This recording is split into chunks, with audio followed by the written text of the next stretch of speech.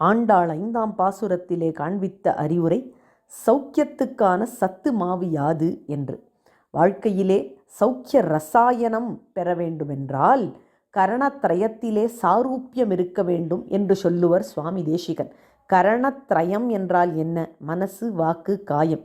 இது மூன்றும் ஒன்றாக இருக்க வேண்டுமாம், சாரூப்பியம் இருக்க வேண்டுமாம் இவைகளில். இதைதான் 5ஆம் பாசுரத்திலே சொல்லுகிறாள் ஆண்டாள்.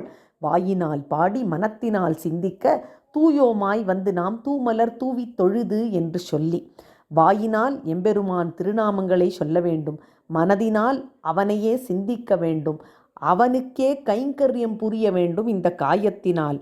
இப்படியாக சிந்தை, சொல், செயல் எல்லாம் ஒன்றுபட்டால் வாழ்க்கையிலே சௌக்கியத்துக்கான சத்துமாவாக அதுவே அமையும் என்று தெரிகிறது இந்த அறிவுரையின் மூலம்.